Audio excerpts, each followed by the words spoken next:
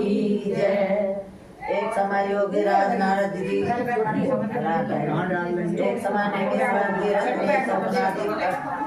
88,000 ऋषियों ने श्री सुत जी से पूछा, हे प्रभु, इस कलियुग के में जा रही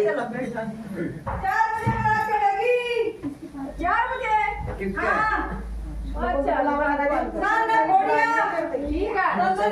किस प्रकार मिलेगी तथा हे मुनि श्रेष्ठ, कोई ऐसा तब कहिए जिससे थोड़े समय से मैं पुण्य प्राप्त होवे तथा मनवांछित फल मिले। ऐसी कथा सुनने की हमारी इच्छा है।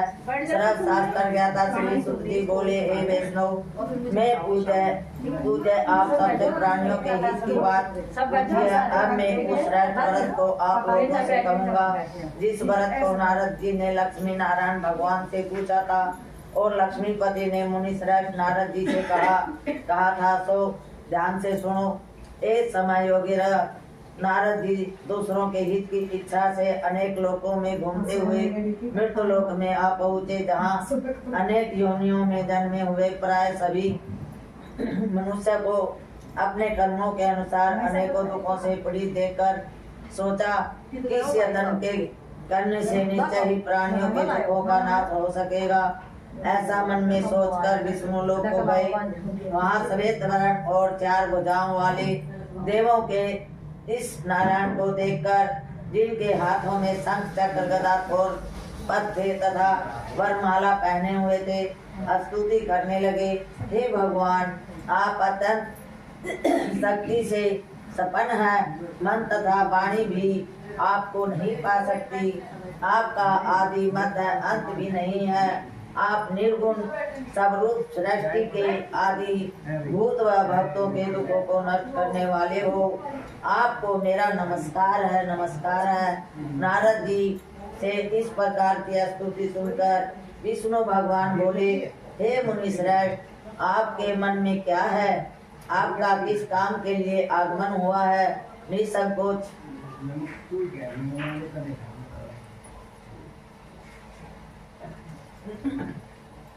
निसंकोच कहिए। तब नारद मुनि बोले, मृत्यु लोक में सब मनुष्य जो अनेक योनियों में पैदा हुए हैं, अपने अपने कर्मों को के द्वारा अनेक प्रकार के दुखों से दुखी हो रहे हैं। हे नाथ, यदि आप मुझ पर दया रखते हो तो बतलाइए कि उन मनुष्यों के सब दुख थोड़े से ही पर्यटन से कैसे दूर हो सकते हैं। श्री विष्णु भगवान जी बोले, हे नारद, मनुष्यों की भलाई के लिए तुमने बहुत अच्छी बात पूछी है। जिस काम के करने से मनुष्य मोह से छूट जाता है, वह मैं कहता हूँ, सुनो। बहुत पुण्य देने वाला सरक तथा मृत्युलोक दोनों में दुर्लभ एक उत्तम व्रत है। आज मैं प्रेम वश होकर तुमसे कहता हूँ। श्री सत्यनारायण भगवान का यह व्रत अच्छी तरह विधि पूर्वक करके मनुष्य धरती पर आयु आपूर्यतन सुख भोग कर मरने पर मोक्ष को प्राप्त होता है। श्री भगवान के वचन सुनकर नारद मुनि बोले, हे भगवान, उस व्रत का फल क्या है? क्या विधान है और किसने यह व्रत किया है और किस दिन यह व्रत करना चाहिए? विस्तार से कहिए। विष्णु भगवान बोले, हे नारद, दुख सुख आदि को दूर करने वाला, धन धान्य को बढ़ाने वाला, सौभाग्य तथा संतान देने वाला यह व्रत सब स्थानों पर विजयी करने वाला है। भक्ति और श्रद्धा के साथ किसी भी दिन मनुष्य श्री सत्यनारायण की प्रातः काल के समय ब्राह्मणों और बंधुओं के साथ धर्म प्राण होकर पूजा करे। भक्ति भाव से नैवेद्य केले का फल, शहद, घी, दूध और गेहूं का आटा सवाया लेवे। गेहूं के अभाव में साठी का चूर्ण भी ले सकते हैं और सब पदार्थों को भगवान के अर्पण कर देवे तथा बंधुओं सहित ब्राह्मणों को भोजन करावे। पश्चात समय भोजन करे। रात्रि में नृत्य गीत आदि का आयोजन कर सत्यनारायण भगवान का स्मरण करते हुए समय व्यतीत करे। इस तरह व्रत करने पर मनुष्यों की इच्छा निश्चय पूरी होती है। विशेष रूप से कली काल में भूमि पर यही मोक्ष का सरल उपाय है। दूसरा अध्याय। बोल कृष्ण भगवान की जय। बोल सत्यनारायण भगवान की जय। सुत जी बोले, हे ऋषियों, जिसने पहले समय में इस व्रत को किया है उसका इतिहास कहता हूँ, ध्यान से सुनो। सुंदर काशीपुरी नगरी में एक अत्यंत निर्धन ब्राह्मण रहता था। वह भूख और प्यास से बेचैन हुआ नित्य पृथ्वी पर घूमता था। ब्राह्मणों से प्रेम करने वाले भगवान ने ब्राह्मण को दुखी देखकर बूढ़े ब्राह्मण का रूप करके उसके पास जाकर आदर से साथ पूछा, हे विप्र, तुम नित्य दुखी हुए पृथ्वी पर क्यों घूमते हो? हे ब्राह्मण, यह सब मुझसे कहो, मैं सुनना चाहता हूँ। ब्राह्मण बोला, मैं निर्धन ब्राह्मण हूँ, भिक्षा के लिए पृथ्वी पर फिरता हूँ। हे भगवान, यदि आप इससे छुटकारा पाने का कोई उपाय जानते हो तो कृपा करके मुझे बतलाइए। वृद्ध ब्राह्मण बोला, हे विप्र, सत्यनारायण भगवान मनवांछित फल देने वाले हैं, इसीलिए तुम उनका पूजन करो, जिसके करने से मनुष्य सब दुखों से मुक्त हो जाता है। ब्राह्मण को व्रत का सारा विधान बतलाकर बूढ़े ब्राह्मण का रूप धारण करने वाले सत्यनारायण भगवान अंतर ध्यान हो गए। जिस व्रत को वृद्ध ब्राह्मण ने बतलाया है मैं उसको करूँगा। यह निश्चय करने पर उसे रात में नींद भी नहीं आई। पूर्ण मन में सोच लिया मैं ये काम तो जरूर करूँगा। रात भर सोचना रहा। वह सवेरे उठ सत्यनारायण के व्रत का निश्चय कर भिक्षा के लिए चला। उस दिन उसको भिक्षा में बहुत धन मिला, जिससे बंधु बांधवों के साथ उसने सत्यनारायण भगवान का व्रत किया। इसके करने से वह ब्राह्मण सब दुखों से छूटकर अनेक प्रकार की संपत्तियों से युक्त हुआ। उस समय से वह ब्राह्मण हर मास व्रत करने लगा। इस तरह सत्यनारायण भगवान के व्रत को जो करेगा वह मनुष्य सब दुखों से छूट जाएगा। इस तरह नारद जी से सत्यनारायण भगवान का कहा हुआ यह व्रत मैंने तुमसे कहा। हे विप्रो, मैं अब और क्या कहूँ?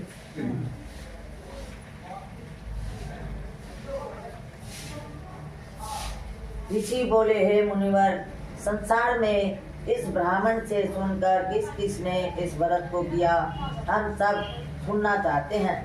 इसके लिए हमारे मन में जिज्ञासा है।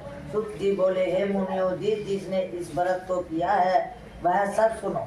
एक समय वह ब्राह्मण धन और ऐश्वर्य के अनुसार बंधु बांधवों के साथ व्रत करने को तैयार हुआ। उसी समय एक लकड़ी बेचने वाला बूढ़ा आदमी आया और बाहर लकड़ियों को रखकर ब्राह्मण के मकान में गया। प्यास से दुखी लकड़हारा उनको व्रत करते देखकर ब्राह्मण को नमस्कार कर कहने लगा, आप यह क्या कर रहे हैं और इसके करने से क्या फल मिलता है? कृपा करके मुझको बतलाइए। ब्राह्मण ने कहा, सब मनोकामनाओं को पूरा करने वाला यह सत्यनारायण भगवान का व्रत है। इसी की कृपा से मेरे यहाँ धन धान आदि की वृद्धि हुई है। ब्राह्मण से इस व्रत के बारे में जानकर लकड़हारा बहुत प्रसन्न हुआ। चरणामृत ले और प्रसाद खाने के बाद अपने घर को गया। अगले दिन लकड़हारे ने अपने मन में इस प्रकार का संकल्प किया कि आज गांव में लकड़ी बेचने से जो धन मिलेगा उसी से सत्यनारायण देव का उत्तम व्रत करूंगा। यह मन में विचार कर वह बूढ़ा आदमी लकड़ियां अपने सिर पर रखकर जिस नगर में धनवान लोग रहते थे ऐसे सुंदर नगर में गया।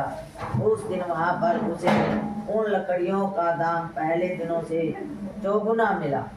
तब वह बूढ़ा लकड़हारा दाम ले और अति प्रसन्न होकर पक्के केले, शक्कर, घी, दूध, दही और गेहूं का चूरन इत्यादि सत्यनारायण भगवान के व्रत की कुल सामग्रियां को लेकर अपने घर गया।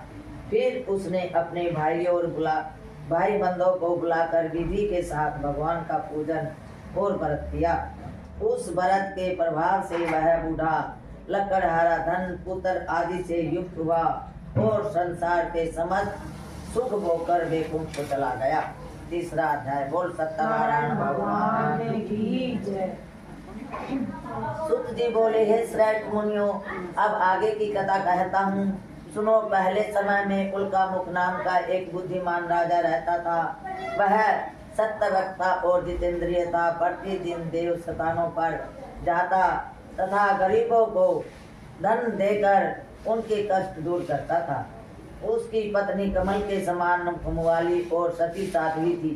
उत्तर प्राप्ति के लिए भद्रशिला नदी के तट पर उन दोनों ने श्री सत्यनारायण भगवान का व्रत किया। उस समय में वहाँ एक साधु नामक वैश्य आया। उसके पास व्यापार के लिए बहुत सा धन था। वह नाव को किनारे पर ठहराकर राजा के पास आ गया और राजा को व्रत करते हुए देखकर विनय के साथ पूछने लगा, हे राजन, भक्ति युक्त चित्त से यह आप क्या कर रहे हैं? मेरी सुनने की इच्छा है, सो आप यह मुझे बतलाइए। राजा बोला, हे वैश्य, अपने बंधुओं के साथ पुत्र आदि की प्राप्ति के लिए यह महाशक्तिवान सत्यनारायण भगवान का व्रत व पूजन कर रहा हूँ। राजा के वचन सुनकर साधु आदर से बोला, हे राजन, मुझसे इसका सब विधान कहो। मैं भी अपने कथानुसार इस व्रत को करूँगा। मेरे भी कोई संतान नहीं है।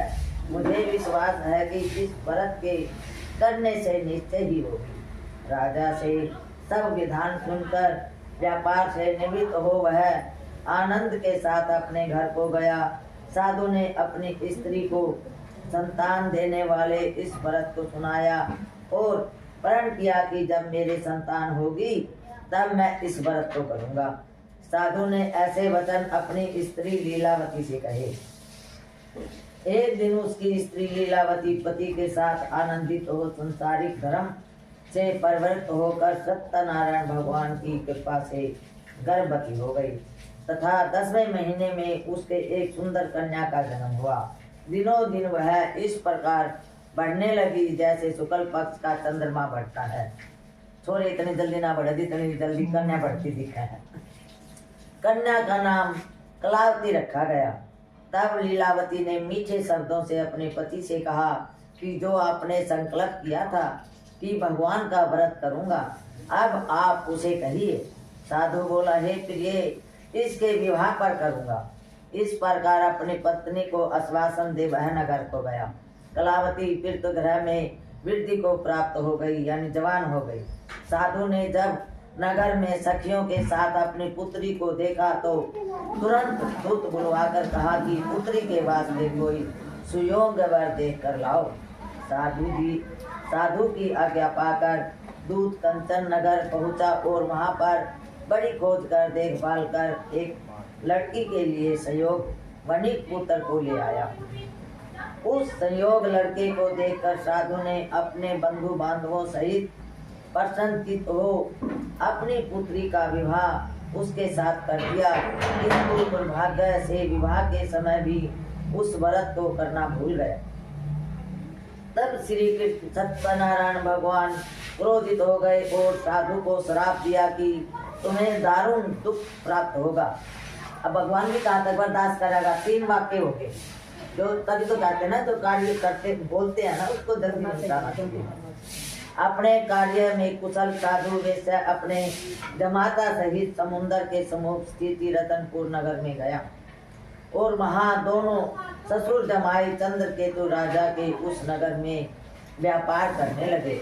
एक दिन भगवान सत्यनारायण की माया से प्रेरित कोई चोर राजा का धन चुराकर भागा जा रहा था, किंतु राजा के दूतों को आता देखकर चोर ने घबराकर भागते हुए राजा के धन को वहीं चुपचाप रख दिया जहाँ वे ससुर जमाई बैठे थे। जब दूतों ने उस साधु वैश्य के राजा के धन को देखा तो वे दोनों को बांध कर ले गए और राजा के समीप जाकर बोले, हे राजन, यह 2 चोर हम पकड़ लाए हैं, देखकर आज्ञा दीजिए। तब राजा की आज्ञा से उनको कठोर कारावास में डाल दिया और उनका सब धन छीन लिया। सत्यनारायण भगवान के श्राप के कारण साधु वैश्य की पत्नी व पुत्री भी घर पर बहुत दुखी हुई उनके घर पर जो धन रखा था चोर चुरा के ले गए। शारीरिक व मानसिक पीड़ा तथा भूख प्यास से अति दुखित अन्न की चिंता में कलावती एक ब्राह्मण के घर गई। वो उसका शराब सब वो भी दुखी हो गए, घर में भी माँ बेटी। वहाँ उसने सत्यनारायण भगवान का व्रत होते देखा। फिर कथा सुनी तथा प्रसाद ग्रहण कर रात को घर आई। माता ने कलावती से कहा, हे पुत्री, आप तक कहाँ रही, वह तेरे मन में क्या है? कलावती बोली, हे माता, मैंने एक ब्राह्मण के घर श्री सत्यनारायण भगवान का व्रत होते देखा है। कन्या के वचन सुनकर लीलावती भगवान के पूजन की तैयारी करने लगी।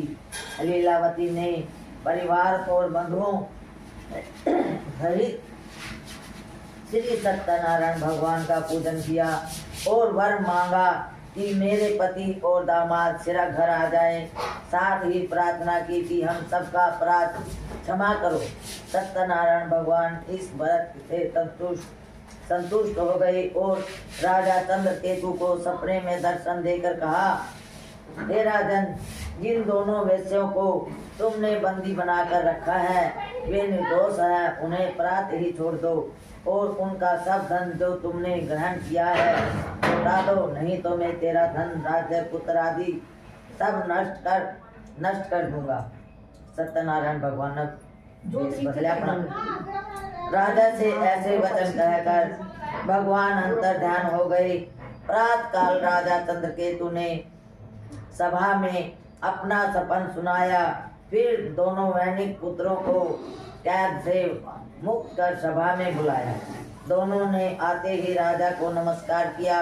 राजा मीठे वचन से बोला, हे मून भाव, तुम्हें भाग्यवश ऐसा कठिन दुख प्राप्त हुआ है, अब तुम्हें कोई भय नहीं। ऐसा कहकर राजा ने उनको नए नए वस्त्र आभूषण पहनाए तथा उनका जितना धन लिया था उससे दुगना धन देकर आदर सहित विदा किया। दोनों वैसे अपने घर को चल दिए।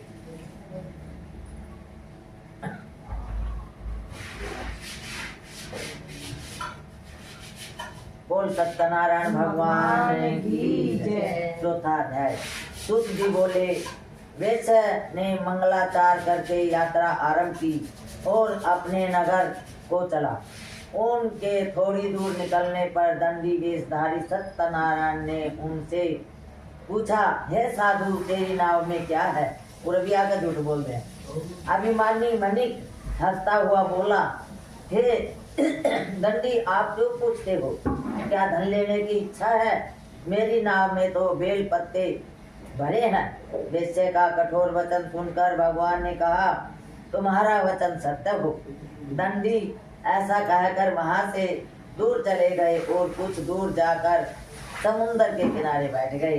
दंडी के जाने पर वेश्य ने नित्य क्रिया करने के बाद नाव को ऊंची ऊंची देखी, मतलब नहा धोकर न देखा तो उनकी नाव तो ऊंची उठ रही है, धन में तो ऊंची उठा को न देखकर अचंभा किया और नाव में बेल पत्ते आदि देखकर मूर्छित हो जमीन पर गिर पड़ा। फिर मूर्छा खुलने पर अत्यंत शोक प्रकट करने लगा।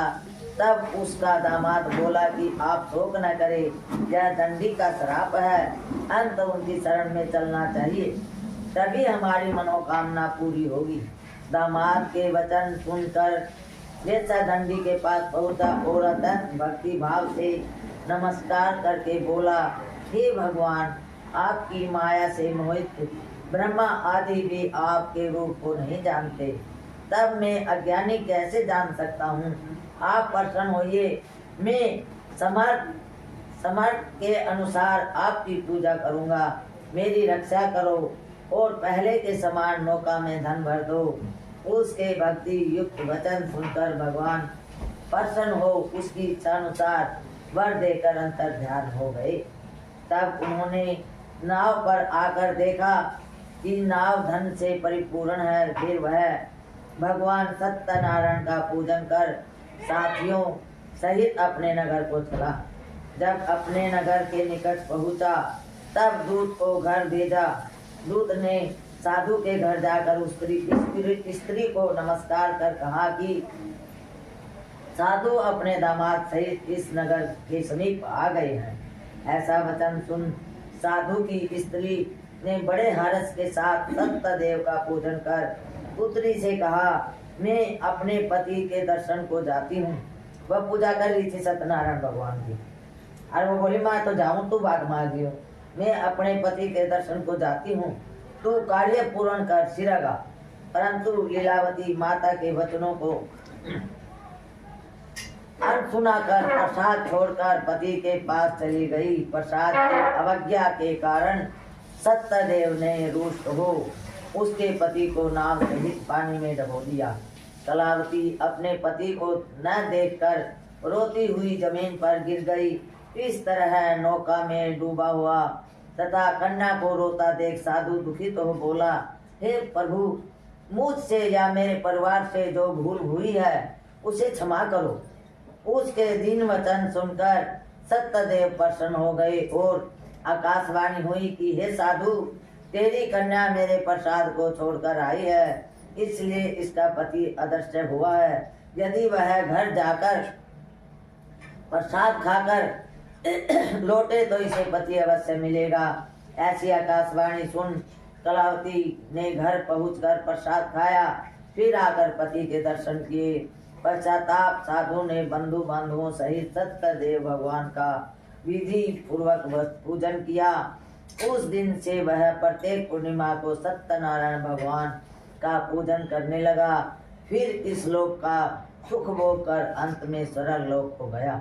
बोल सत्यनारायण भगवान की जय। 5वां अध्याय। श्री सुत जी बोले, हे ऋषियों में एक और कथा कहता हूँ, सुनो। प्रजा पालन में लीन तुंगध्वज नाम का एक राजा था। उसके भी भगवान का प्रसाद त्याग कर बहुत दुख पाया। एक समय वन में जाकर वन्य पशुओं को मारकर बड़ के पेड़ के नीचे आया। वहाँ उसने ग्वालों को भक्ति भाव से बांधवों सहित सत्यनारायण जी का पूजन करते देखा। परंतु राजा अभिमान बस देखकर भी वहाँ नहीं गया और न नमस्कार ही किया। जब ग्वालों ने भगवान का प्रसाद उसके सामने रखा तो वह प्रसाद को त्याग कर अपनी सुंदर नगरी को चला गया। वहाँ उसने अपना सब कुछ नष्ट पाया। तब वह जान गया कि यह सब भगवान ने ही किया है। तब वह उसी स्थान पर ग्वालों के समीप गया और विधि पूर्वक पूजन कर प्रसाद खाया तो सत्यदेव की कृपा से पहले जैसा था वैसा ही हो गया। फिर दीर्घ काल तक सुख भोग कर मरने पर स्वर्ग लोक को गया। जो मनुष्य इस परम दुर्लभ व्रत को करेगा, भगवान की कृपा से उसे धन धान्य की प्राप्ति होगी। निर्धन धनी और बंधन से मुक्त होकर निर्भय हो जाता है। संतानहीनों को संतान प्राप्त होती है तथा सब मनोरथ पूर्ण होकर अंत में वैकुंठ धाम को जाता है। जिन्होंने पहले इस व्रत को किया, अब उनके अगले जन्म की कथा कहता हूँ। भरत सतानंद ब्राह्मण ने सुदामा का जन्म लेकर मोक्ष को पाया। उल्का मुख नाम का राजा दशरथ होकर वैकुंठ को प्राप्त हुआ। साधु नाम के वेश्या ने मोरध्वज बनकर अपने पुत्र को आरे से चीरकर मोक्ष को प्राप्त किया। महाराजा तंदुध्वज शंभु मनु हुए। उन्होंने बहुत से लोगों को भगवान की भक्ति में लीन कर समय मोक्ष प्राप्त किया। लकड़हारा भील अगले जन्म में यूह नामक निषाद राजा हुआ, जिसने भगवान राम के चरणों की सेवा कर मोक्ष प्राप्त किया। बोल सत्यनारायण भगवान की जय। जपत मन नारायण नारायण